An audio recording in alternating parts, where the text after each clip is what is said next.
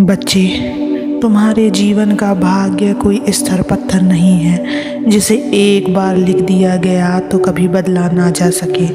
भाग्य भी वही बदलता है जो अपने मन को बदल लेता है, और मन वही बदल पाता है जो निरंतर परमात्मा का स्मरण करता है। देखो, जब तुम बार बार संसार की चिंताओं में उलझते हो तो तुम्हारा मन भारी हो जाता है। मन भारी होता है तो सोच नकारात्मक होने लगती है। नकारात्मक सोच तुम्हारे कर्मों को जकड़ लेती है और धीरे धीरे तुम्हारा भाग्य भी उसी दिशा में ढलने लगता है। यही कारण है कि बहुत से लोग कहते हैं हमारा भाग्य ही खराब है। लेकिन बच्चे, सच तो यह है कि भाग्य खराब नहीं होता, मन खराब होता है। बच्चों, आज मैं तुम्हें इसी सत्य को बताने आया हूँ, और इस सत्य को पूरा सुनने से पहले इस चैनल को सब्सक्राइब, इस वीडियो को लाइक और कमेंट में ओम नमः शिवाय लिख देना। बच्चे, अब ध्यान से सुनो। भाग्य का वास्तविक परिवर्तन तभी होता है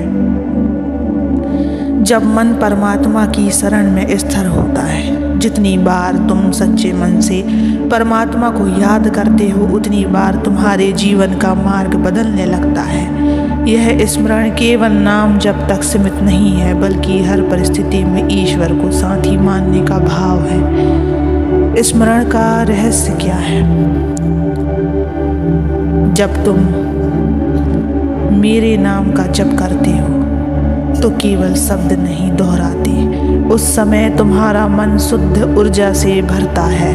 वह ऊर्जा धीरे धीरे तुम्हारे जीवन की दिशा मोड़ देती है। जब भी तुम निराश होकर ओम नमः शिवाय कहते हो तो वह केवल मंत्र नहीं होता, वह तुम्हारे भाग्य की नई रेखा खींचता है। बच्चे, तुमने देखा होगा एक लोहखंड अगर चुंबक के पास बार बार रखा जाए तो धीरे धीरे वह स्वयं भी चुंबक बन जाता है।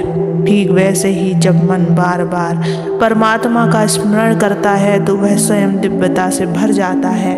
यही मन जब कर्म करता है तो भाग्य बदलना शुरू हो जाता है। निरंतरता क्यों जरूरी है? एक बार स्मरण कर लेने से जीवन नहीं बदलता, निरंतरता ही शक्ति है। सूर्य रोज निकलता है तभी अंधकार दूर होता है। वर्षा बार बार होती है तभी धरती हरी भरी होती है। वैसे ही जब तुम निरंतरता से परमात्मा का स्मरण करते हो तभी तुम्हारे जीवन में परिवर्तन आता है।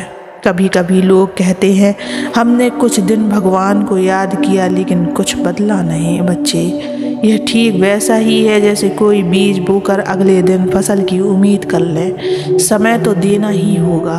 स्मरण जितना गहरा होगा परिणाम उतना महान होगा। स्मरण और भाग्य का संबंध क्या है? भाग्य कोई बाहर से मिलने वाली वस्तु नहीं है, यह तुम्हारे अंदर से उपजता है। तुम्हारा सोच, तुम्हारी नियत, तुम्हारे कर्म, ये सब मिलकर भाग्य का निर्माण करते हैं, और ये सब तुम्हारे मन से उत्पन्न होते हैं। जब मन शुद्ध होता है तो कर्म शुद्ध होते हैं, कर्म शुद्ध होंगे तो भाग्य भी उज्जवल होगा। परमात्मा का स्मरण मन को शुद्ध करने का सबसे सरल और प्रभावी मार्ग है। इसलिए कहा गया है जितना हो उतना परमात्मा को याद करते रहो। भक्त के लिए क्या विशेष है? हर बार जब तुम प्रेम से महादेव पुकारते हो तुम्हारे जीवन का एक अंधकार मिटता है। हर बार जब तुम मन से ओम नमः शिवाय कहते हो तुम्हारे भाग्य की एक नई किरण चमकती है। और हर बार जब तुम सच्चे भाव से भगवान को याद करते हो तुम्हारा जीवन एक नया मोड़ लेता है। इसलिए भाग्य की चिंता मत करो, बस निरंतर ईश्वर का स्मरण करते रहो। वही स्मरण तुम्हारे कल को सुंदर बनाएगा, तुम्हारी पीड़ा को कम करेगा और तुम्हें उस मंजिल तक ले जाएगा जिसकी तुम कल्पना भी नहीं कर सकते। जीवन छोटा है, इसे निरर्थक चिंता और भाग्य की शिकायत में व्यर्थ मत करो। तुम्हारा भाग्य उतनी बार बदलेगा जितनी बार तुम परमात्मा को याद करोगे। इसलिए हर श्वास में ईश्वर का नाम लो, हर कदम पर उसकी उपस्थिति का अनुभव करो। भाग्य लिखने वाला भी वह ईश्वर है, भाग्य बदलने वाला ईश्वर है और भाग्य को सुंदर बनाने वाला भी वह ईश्वर है। बस तुम निरंतर उस ईश्वर को याद करते रहो। इस संसार में केवल वही सुरक्षित है जो ईश्वर के स्मरण में है। जब तक मन ईश्वर से जुड़ा है तब तक भाग्य बार बार बदल सकता है। इसलिए हर दिन, हर पल, हर परिस्थिति में एक ही भाव रखो, ओम नमः शिवाय। बच्चे समझो, भाग्य वही है जैसा तुम्हारा मन है। अगर मन भय से भरा होगा तो भाग्य भी भयाभय प्रतीत होगा। अगर मन विश्वास और प्रेम से भरा होगा तो भाग्य भी उज्जवल दिखाई देगा। यही कारण है कि मैं कहता हूँ, जितनी बार तुम मुझे याद करते हो उतनी बार तुम्हारा मन शुद्ध होता है, और जितनी बार मन शुद्ध होता है उतनी बार भाग्य नई दिशा लेता है। जब तुम ओम नमः शिवाय का जप करते हो तो केवल ध्वनि नहीं निकलती है, उस ध्वनि से तुम्हारे भीतर प्रकाश उत्पन्न होता है। वह प्रकाश तुम्हारे अंधकार को धीरे धीरे मिटाने लगता है। यह स्मरण तुम्हारे चारों ओर एक कवच बना देता है, और कोई नकारात्मक, कोई भय, कोई असफलता या उस कवच को तोड़ नहीं सकती। तुम बार बार मुझे पुकारो और देखो कैसे धीरे धीरे तुम्हारी किस्मत तुम्हारे कदमों में आकर झुक जाती है। क्यों गिरते हो निराशा में मेरे बच्चे? मैं देखता हूँ कि तुम में से बहुत से लोग छोटे छोटे दुखों से टूट जाते हो।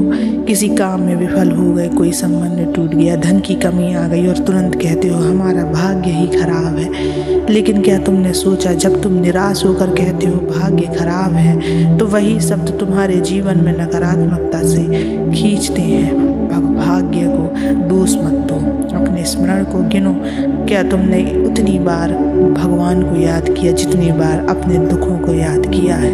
यदि हाँ तो तुम्हारा जीवन बदलने से कोई रोक नहीं सकता। साधना का अर्थ केवल जंगलों में जाकर तपस्या करना नहीं है। साधना का अर्थ सबसे सरल रूप में है, हर पल ईश्वर को याद करना। जब तुम चलते हो तब भी मन में ओम नमः शिवाय, जब तुम कार्य करते हो तब भी भीतर स्मरण, जब तुम सोने जाते हो तब भी ईश्वर का नाम। यही निरंतर साधना तुम्हारे जीवन को बदल देती है और यही तुम्हारे भाग्य का निर्माण करती है।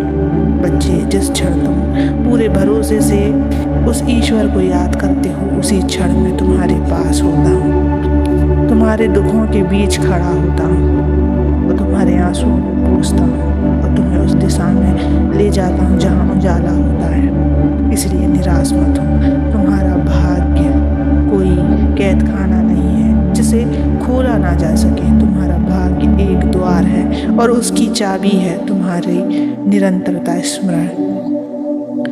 बच्चे, जीवन का सत्य यही है, भाग्य वही बदलता है जो अपने मन को बदलता है, और मन वही बदलता है जो निरंतर ईश्वर को याद करता रहता है। इसलिए आज से यह निश्चय करो कि तुम हर स्थिति और परिस्थिति में परमात्मा को याद करोगे, हर पल ईश्वर का नाम लोगे, हर कठिनाई में भरोसा रखोगे। ओम नमः शिवाय।